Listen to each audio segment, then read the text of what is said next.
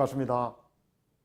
오늘은 학어집 제11강 폭포와 풀에 대해서 알아보도록 하겠습니다. 먼저 폭포입니다. 폭포라 현의 절벽에, 현해라고 하서는 깎아지른 그러한 언덕을 현해라고 합니다. 절벽, 끊어지는 그런 벽이죠. 비류지수, 나르고 흐르는 물이 산포여설하고 흩어지고 펼치는 것이 눈과 같고, 작성, 소리를 짓는 것이 우레와 같으니 여산지폭, 여산의 폭포가 승호천하로다. 천하에서 가장 빼어나도다, 이런 뜻입니다. 풀입니다. 풀이라 잡생 사냐하여, 섞여서 사냐에 나서 우이 지지모하니, 땅에 털이죠. 털이 되니 춘생하장하고, 봄에 나가서 여름에 자라고, 추지즉 곤이라 가을에 이른즉 말을 꽂잡니다. 말라 버리는구나, 이런 뜻입니다. 자, 그럼 먼저 폭포에 대해서 한번 알아보도록 하죠. 폭포라 현에 아주 깎아지른 부분이죠. 원래 현이라고 하는 것은 거꾸로 매달리다라고 하는 뜻이 있습니다. 현격한 차이가 난다. 틈격자인데요. 보통 학업에도 현격한 차이가 나고, 어떤 운동의 기량이나 이런 면에서 현격한 차이가 난다, 이런 얘기들을 많이 하죠. 그래서 아무튼 거꾸로 매달려서 서로 간에 틈이 너무 많이 벌어진 상태. 또 현수막이라고 하는 것도 있죠. 들이울 숫자입니다. 거꾸로 들이우는 모습, 현수막이라고 하는 거예요. 요즘 이제 프레카드라고 하는 것이 뭔 말인지, 이런 것, 현수, 이런 뜻입니다. 애라고 하는 것은 아주 깎아지른 절벽, 이것을 애라고 합니다. 절벽의 자입니다.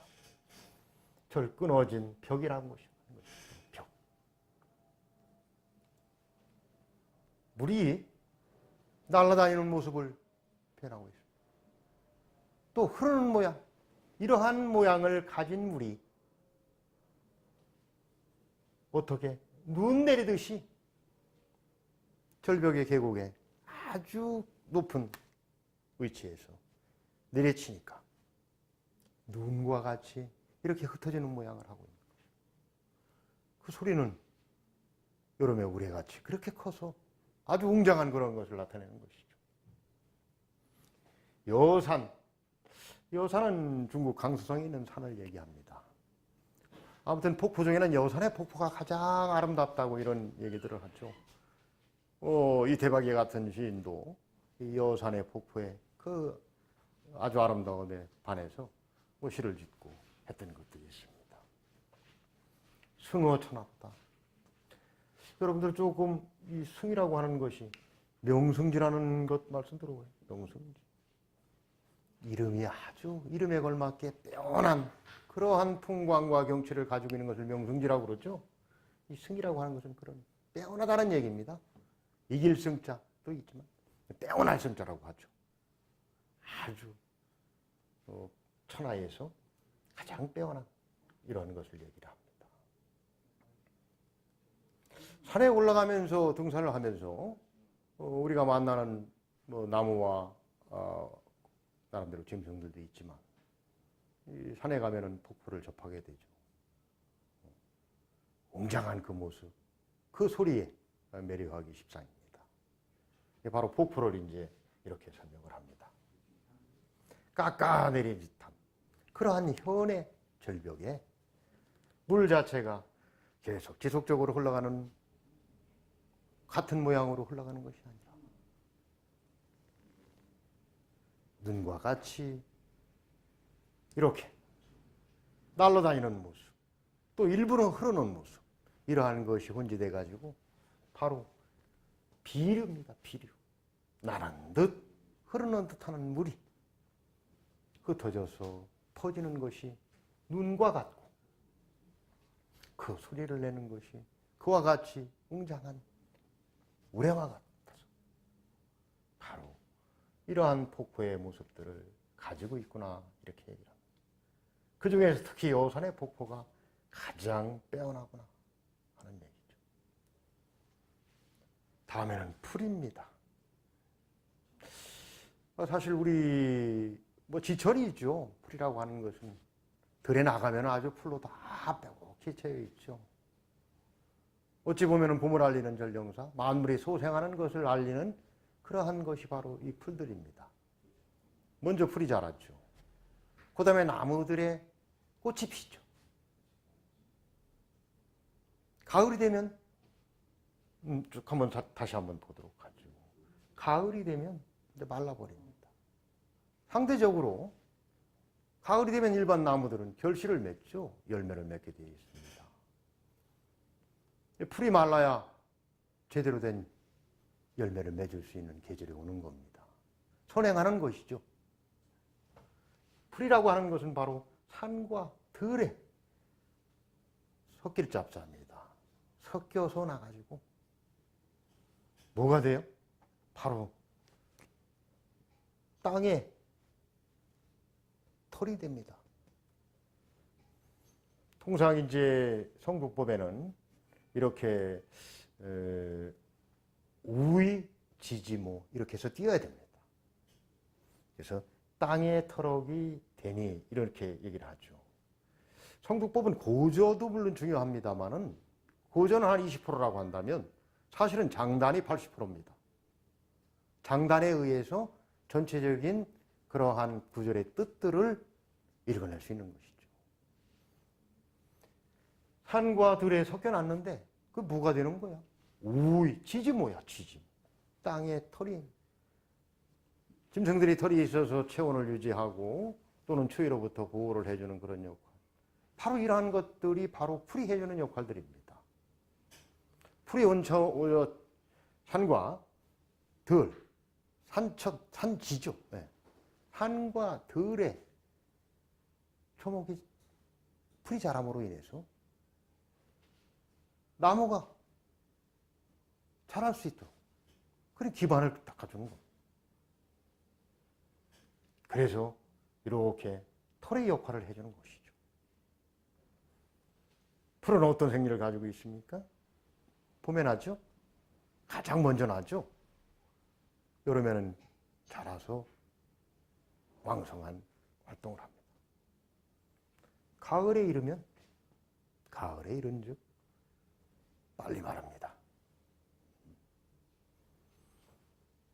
전에 숙살이라고 하는 표현 여러분들 기억하실는지 모르겠습니다. 엄숙하게 아주 엄하게 모든 것들을 아주 다 죽여버리는 서리 기억나시나 모르겠어요. 서리가 그런 역할을 한다고 그랬죠. 서리가 내리는 상강의 계절이 되면 온 산천에 있는 산야에 있는 그러한 풀들을 일시에 다 말라 죽여버립니다. 바로 마를 꽃자죠. 말라 죽게 되는 겁니다. 풀이라고 하는 것이 그와 같이 일반 우리 삶에 유익을 주는 그런 각종 결실들을 미리 사전에 준비해주고 그러한 결실이 온전하게 제대로 다 이뤄낼 수 있도록 그러한 도움을 주는 그런 역할들을 하고 있습니다. 누구 노래 보면 잡초라는 얘기도 합니다. 잡초는 그 대신에 생명력이 길죠. 그렇게 쉬지 않습니다. 초상지풍이라는 얘기를 합니다. 논어에도.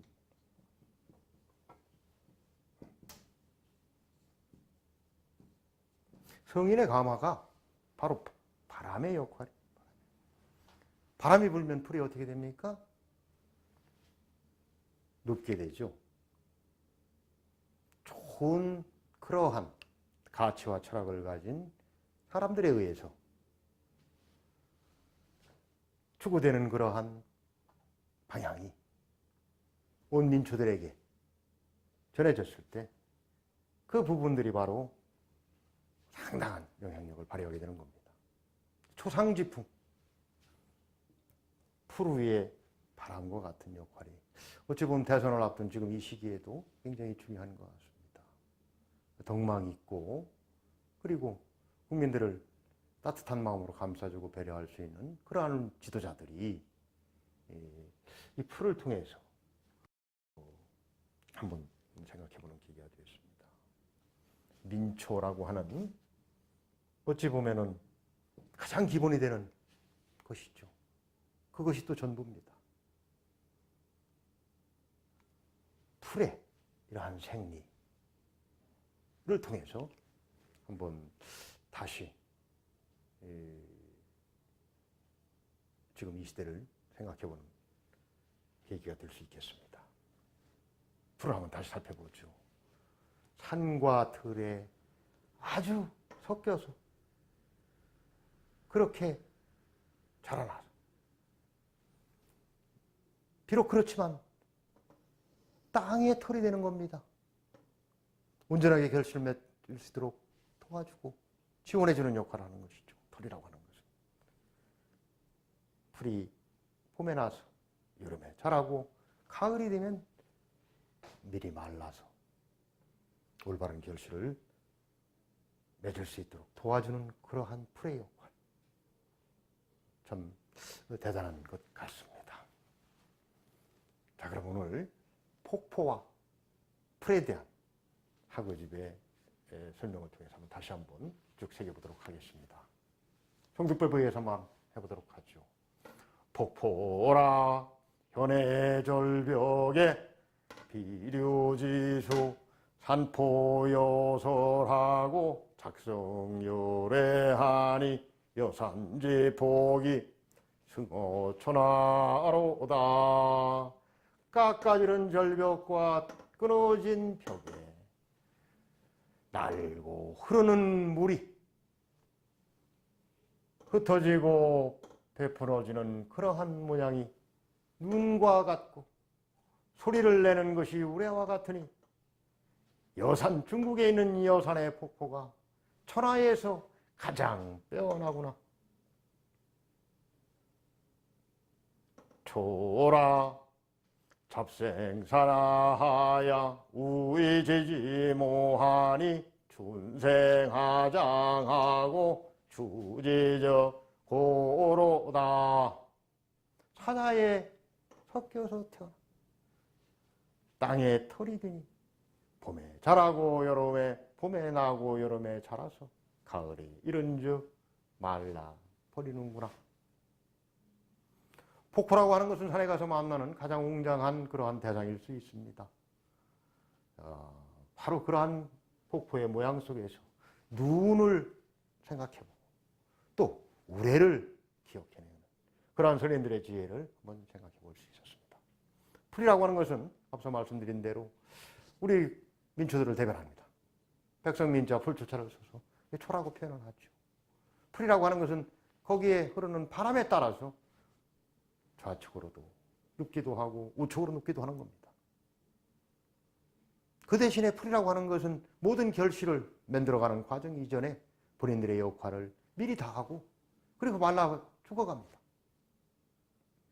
참 위대한 풀의 그러한 생이기도 하죠. 오늘 바로 폭포와 또 풀에 대해서 간략하게 살펴보았습니다. 풀의 의미를 되새기는 그러한 시간이 됐으면 합니다. 감사합니다.